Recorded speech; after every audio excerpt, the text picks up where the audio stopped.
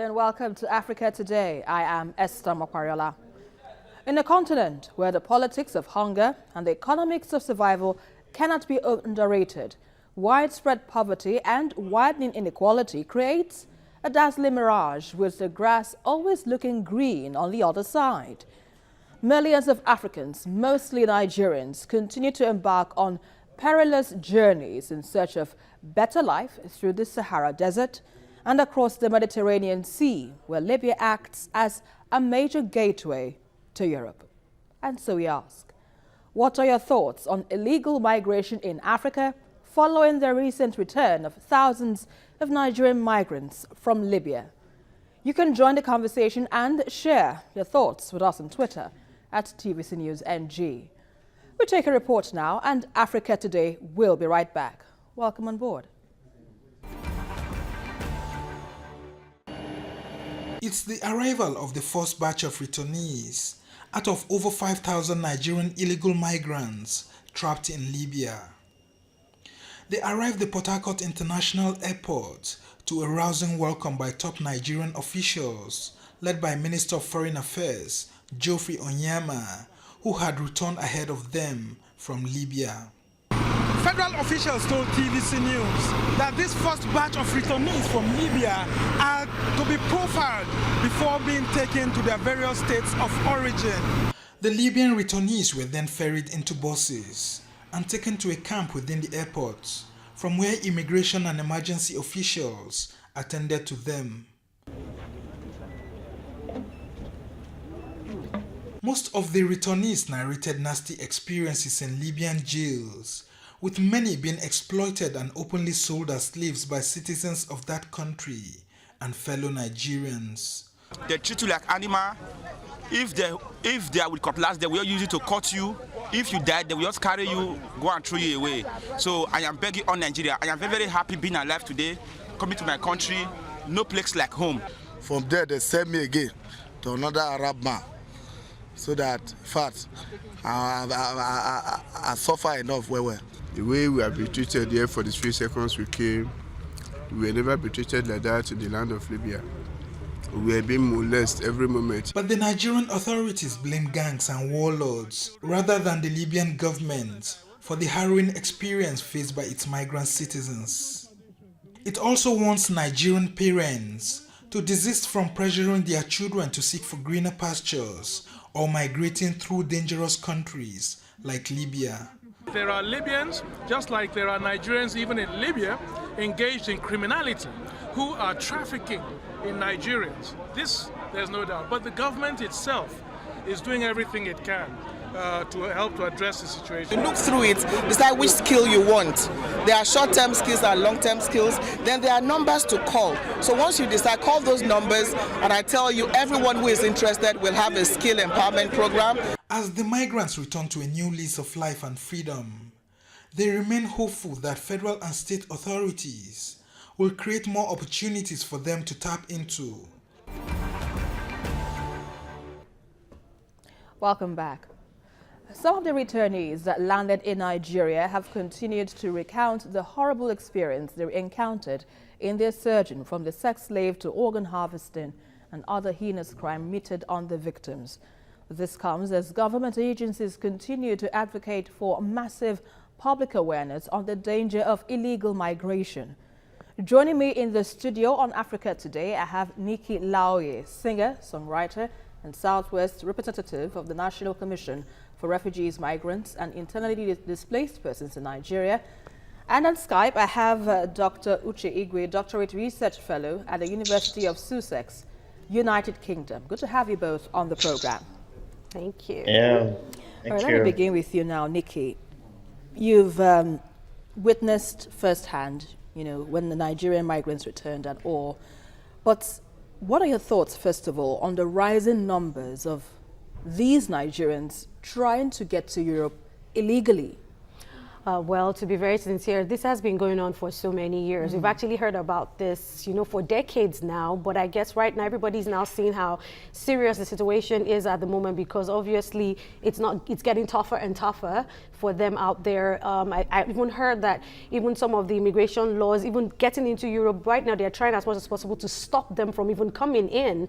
And that's where all this problem is coming from. So they're actually kept in detention camps out there in Libya. And at the end of the day, yes, we know everybody's trying to look for greener pastures, but it's important that we do things the right way. There are other ways to get across into countries, either for education or to go and work. Do it the right way than going through this illegal route that at the end of the day always has a very bad story, bad ending. And talking about being bad ending, you saw one or two, the migrants that returned. What were the stories that you're able to hear from them? Wow, once they're imprisoned, because of course in Libya right now, there's no precedent on seats right now. So there are a lot of rebel groups. So once they actually kidnap them, there are all kinds of groups that are kidnapping them. They beat them up, one guy was telling us how they will be using cutlass or whatever to cut them on their legs. They tell us all kinds of horrendous stories. There was a particular lady that came back and said she was even pregnant and they were beating her while she was still pregnant. They go through a lot of harsh, situations out there. And at the end of the day, the stories are crazy, but at least we thank God that many of them are coming back home alive to even tell the story.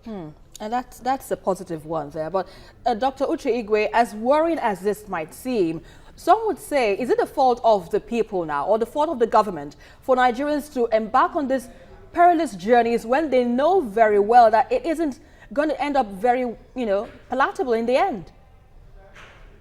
The multiplicity of issues. There's a part of it that you put on the doorsteps of government. There's also the part of it that you put on the doorsteps of the society, the kind of social structures, that make it look like Europe, America, and even other parts of Africa are just, a kind of El Dorado. I think it is important as a society that families and all kinds of social structures that do exist are made to realize that there is no free lunch even in Freetown. There is nowhere in Europe or anywhere in America where there is a free lunch, where if you just, find yourself into the country, you start minting money. And I think that, there's this negative influence, that also among young people. These days in Nigeria, you hear about Malaysia, when someone disappears to Malaysia, after a few months, a person comes back, buy houses, buy all kinds of cars, and nobody bothers to ask, what are they doing? I can tell you for free that many Nigerians in some of these countries, of course not all, are doing very illicit kinds of businesses, including drug peddling. Of course, we heard, the kind of things Nigerians are doing in a country like South Africa, for instance, peddling drugs. And when they come in, they spend money, and structures in the society are not able to ask, how is it that this person left Nigeria 6 months ago, and after 6 months is able to buy houses and buy a fleet of cars? So I think that it is the society, it is the structures of the society, it is the family system, it is the traditional institutions, who will begin to ask this kind of questions. And I think that, that's where it begins. Now, there's another part of for government. I mean, there are government agencies. I know about the National Agency for the Prohibition of Trafficking in Persons, NAPTIP. Such organizations are organizations, whose responsibility it is to, if you like, choreograph the horrendous experiences of Nigerians, and some of these deportees who are just arriving, so that it can be used for a comprehensive public education program for our young people. There is no free lunch anywhere in Europe or anywhere in America. So if you have to travel, and if you must travel with your new documents, and you must come for specific issues. I am in England at the moment. I am here for an education. And if you get good education, the sky is your limit. So right. I think that, it's a little complicated, and there are a lot of issues involved. All Government right. one side, family one side, and the society. We must reject, these narratives that if you step abroad, in a couple of weeks or in a couple of days, you become a millionaire. All right, let me hold your thoughts for now. We need to go on a very quick break. You're watching Africa Today, and we've been looking at illegal migration in Africa following the recent return of thousands of Nigerian migrants from Libya.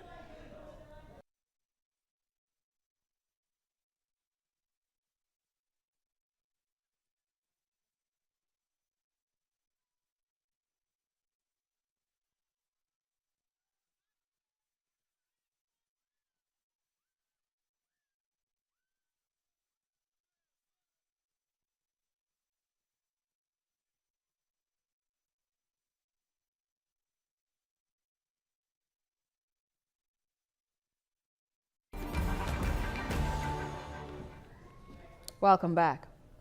One of the most shocking moments for Africa in the news was a report of illegal migrants in Libya being auctioned off for as low as $400. With more than 25,000 Nigerians reportedly in slave and sex camps in Libya, a large number of Nigerians have returned from Europe, with many more still expected to return. So now, Nikki, yes, Nigerians, about 400 was returned about yesterday.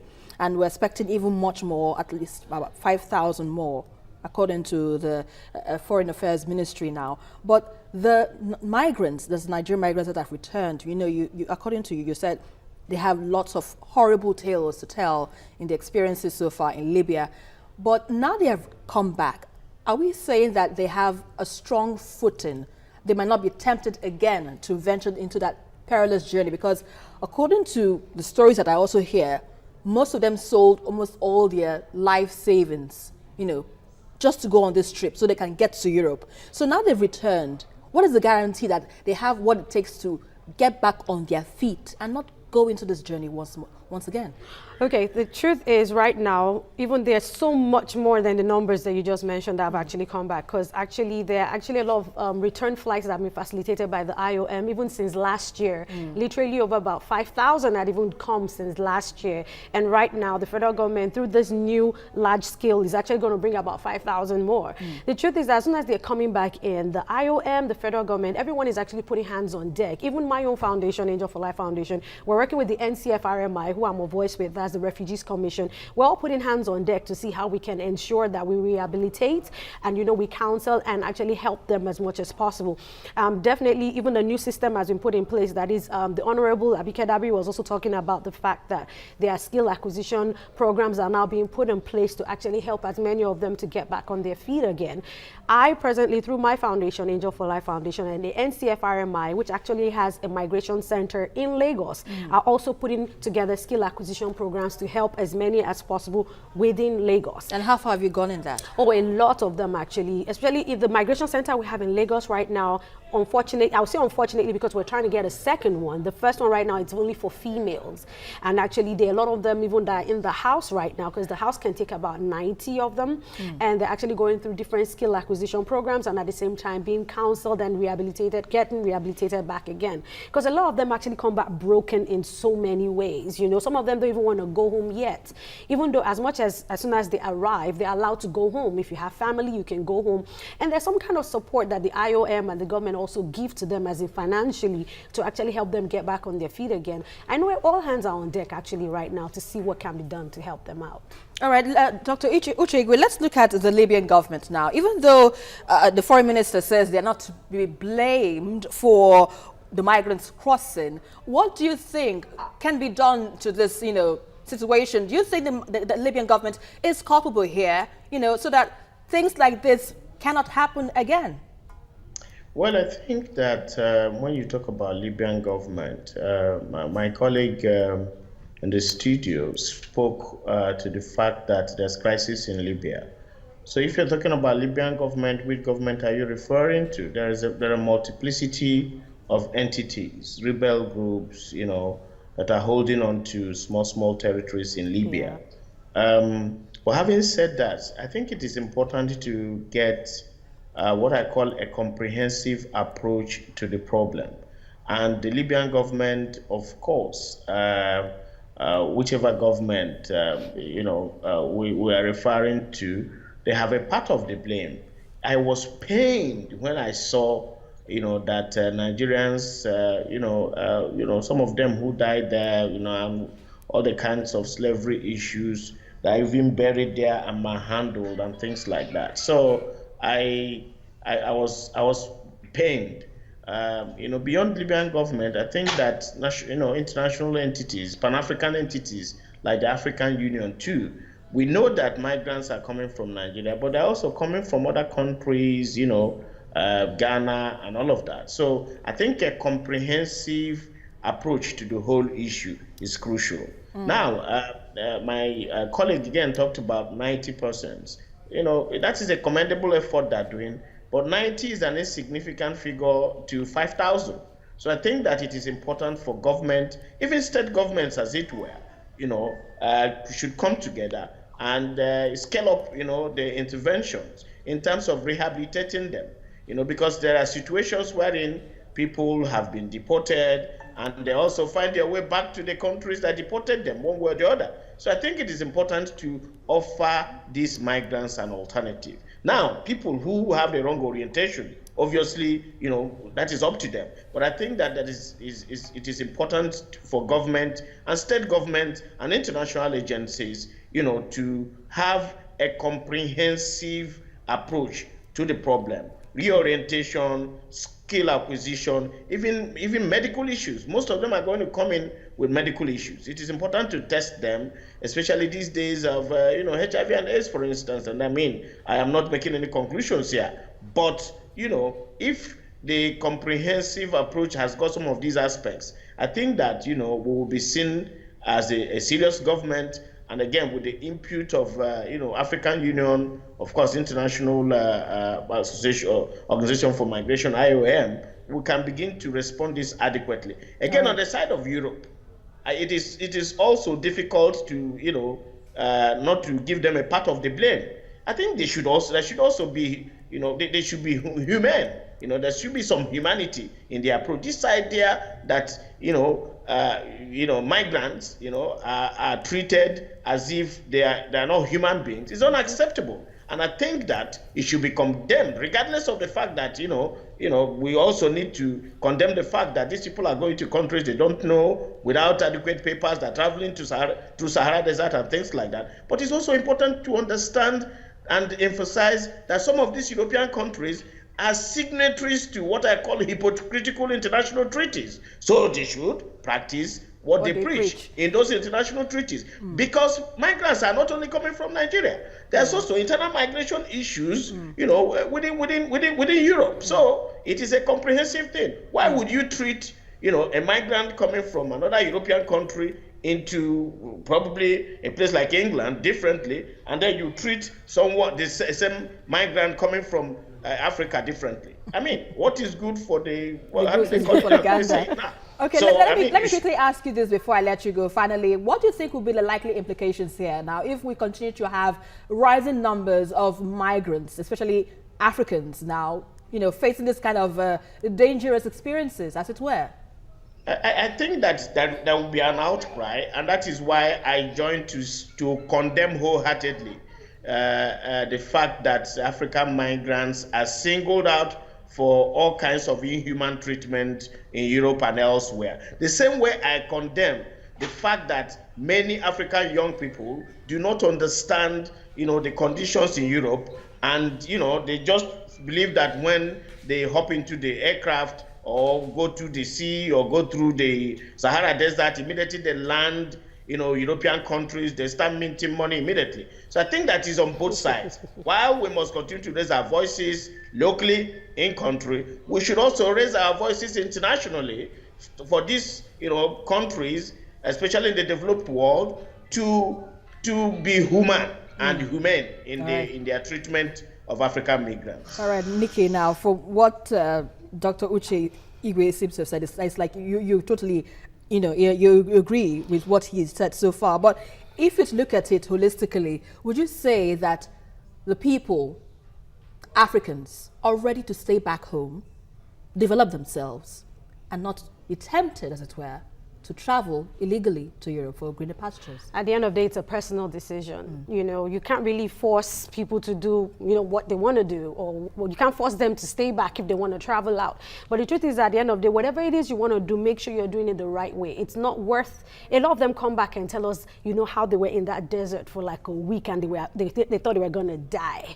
You know, so many families that said they had their brothers and sisters that they thought were dead that just returned. One just saw her brother in the video I put out a few days ago and was like, that's my brother. So you can imagine, at the end of the day, it's not worth it. A lot of them actually, I questioned them and I asked them, I was like, will you take this journey again? They were like, Madam, I swear I would not even tell my brother to try this kind of journey again. That's what they told me. I think it's really for the fleeting moment.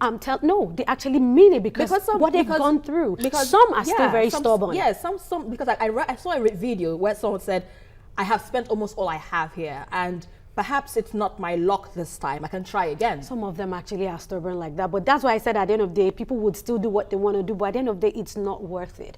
I know a young man right now that even reached out to me via Instagram. He made it across. He's in Italy right now. And he actually told me, said, sis, I would not tell my brother or even my enemy to make that journey, that I survived. He said he was the only one that survived when the boat capsized.